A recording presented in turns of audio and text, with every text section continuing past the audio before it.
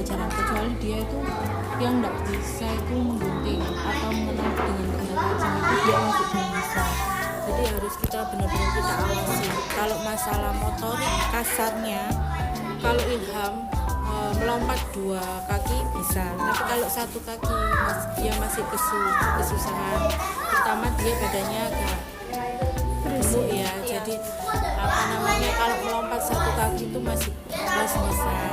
Terus untuk mengenal benda tajam pun dia sebenarnya tahu kalau misal gunting itu kalau kena gunting atau pisau itu bisa berdarah, tapi kadang dia masih ulangi lagi karena belum bisa antisipasi. Jadi kalau menggunting kita benar-benar harus ngawasi, nggak bisa digunting. Untuk kalau menulis membacanya dia sudah bisa. Ya, kalau kognitifnya sudah di atas rata-rata yang lain. Selanjutnya, bagaimana cara melakukan pendekatan yang efektif dalam membangun komunikasi dan hubungan dengan anak inklusif? Kalau Ilham itu emosi ya Kak, jadi emosinya dia itu nggak bisa, misal dia nggak sesuai dengan keinginannya, dia bakal tidak mau, bahkan sampai dia memejamkan mata. Itu berarti memang benar-benar dia nggak nyaman dan dia nggak mau melakukan hal tersebut. Tapi kalau dia enjoy, kadang malah kelewatan, dia tertawa terus.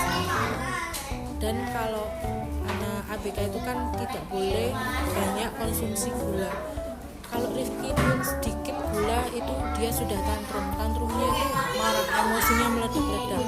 Tapi kalau Ilham itu beda lagi, dia kalau ada kena coklat atau makanan minuman yang manis, dia itu banyak ketawa gitu, kebalikannya ya. Jadi kita juga sebagai guru harus tahu apa makanan yang dilarang itu terutama. Karena kalau kita kadang guru sudah antisipasi di rumah dikasih es krim atau coklat, akhirnya dampaknya itu kan berhari-hari. Mungkin hari Sabtunya dia dikasih coklat, nah Senin sampai seterusnya dia emosinya belum bisa keluar. Lama ya? Iya, kandungan gula manisnya itu jadi akhirnya emosi tak terkendali, akhirnya kalau menerima pelajaran pun dia susah karena sudah emosi. Selanjutnya, bagaimana cara ibu menangani jika anak berkebutuhan khusus tersebut menunjukkan perasaan tidak nyaman saat kegiatan pembelajaran? Seperti kalau tidak nyamannya mungkin dia masa transisinya. Kalau Rifki itu dia selalu datangnya tepat waktu. Jadi kalau selagi dia nggak mengkonsumsi makanan yang mengandung gula, dia masih aman. Menerima pembelajaran pun masih aman, dia bisa konsentrasi. Bahkan kalau Rifki ini kelebihannya di motorik kasarnya bagus, kognitifnya bagus, cuman kekurangannya dia di komunikasi 2 arah kan memang kebutuhannya speech delay. Kalau Ilham kan autis, beda. Kalau autis itu kan bisa berkurang tapi tidak bisa sembuh secara keseluruhan. Tapi kalau speech delay kan memang sebenarnya bisa sembuh, tergantung bagaimana di rumah juga gitu. Jadi ya kita kalau speech delay itu kita menanyakannya berulang kali dengan kalimat yang pelan dan jelas gitu. Ya. Kalau cepat dia bingung karena komunikasinya aja masih belum. Coba nanti kakaknya tanya tadi makan apa, kadang masih satu kata dia jawabnya, ibu atau ayah. Makan apa itu masih nanti hanya satu kata yang dia jawab karena memang hambatannya di situ, komunikasi 2 arahnya, bahasanya dia yang kurang. Kalau Ilham itu ya di motorik kasarnya dan berhati-hati dalam benda tajam, mengenal benda tajam itu masih belum bisa. Ibu melibatkan anak atau siswa lain untuk membantu anak berkebutuhan khusus secara berkelompok. Jika iya, bagaimana caranya? Kalau berkelompok biasanya kan teman-temannya itu ya ada yang bilang kayak Kirana Izora, dia kan memang lebih unggul dari teman yang lainnya. Kalau Rifki ini Kak, memang benar-benar dia belum bisa bermain bersama. Mesti kadang dia main terus diganggu temennya, dia langsung berontak dan membalas marah dia. Tapi kalau Ilham itu biasanya saya kan pegang dua, Ilham sama Rifki memang saya pegang. Kalau Ilham biasanya tidak boleh seperti itu, Rifki tidak mukul lah seperti itu. Atau kalau nggak bisa minta tolong temennya yang lainnya kayak Kirana Izora. Atau dia paling deket di sini itu kalau Rifki sama Vio tuh. Kalau Ilham sama Izora, jadi kita cari teman dekatnya siapa, nanti kita minta tolong. Bahkan kalau berkelompok pun mereka paling nggak bisa digabung, karena pasti banyak presnya gitu. Iya.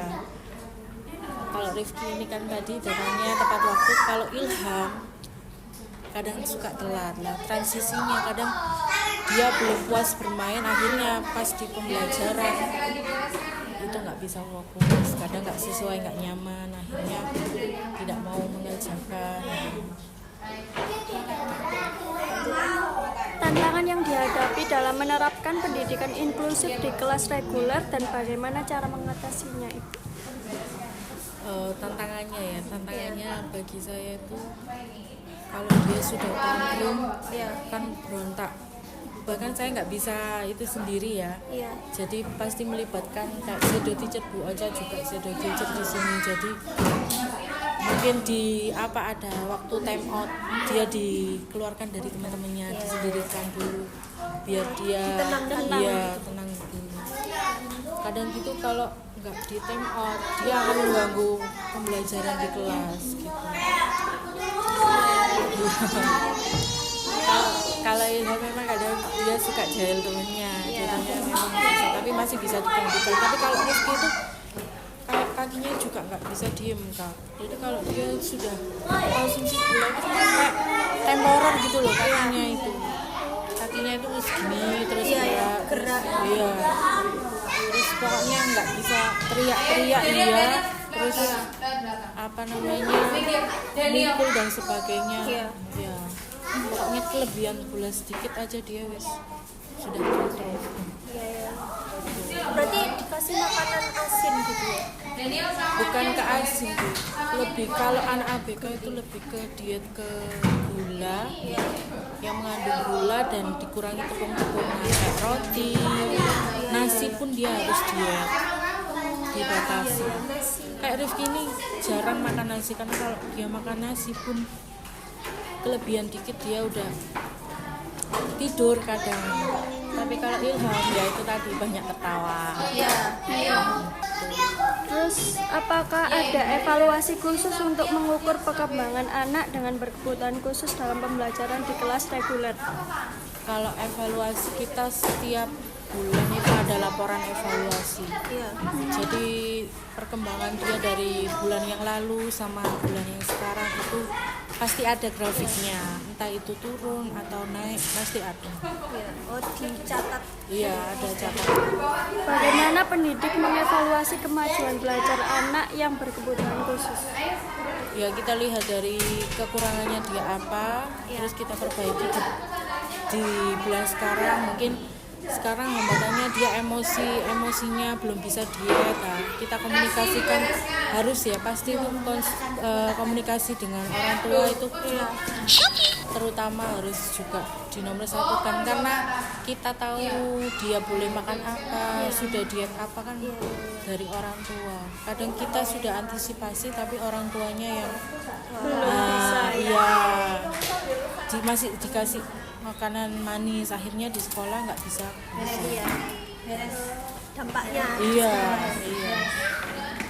Tantangan juga. Yang terakhir Ibu, bagaimana pendidik menyesuaikan kurikulum atau kegiatan agar sesuai dengan kebutuhan masing-masing anak? Kalau di sini memang nggak ada kurikulum beda yang antara anak yang reguler sama anak yang ABK, semuanya sama. Sama. Disamaratakan. Kenapa kok nggak disendirikan? Biar mereka itu bisa hilang gitu loh, ABK-nya. Kan ada yang bisa hilang, ada yang Down syndrome kan memang nggak. Cuman kurikulum nggak ada yang dibedakan, semuanya sama, pelajarannya sama. Tergantung dia bisa ndaknya. Nah itu bisa dinilai. Ya, ke atas. Jadi kayak biar anak itu menyatu gitu ya Iya. sama lainnya, teman lainnya. Iya, gitu. Terima kasih. Oh, iya. Terima kasih Bu. Iya, sama-sama.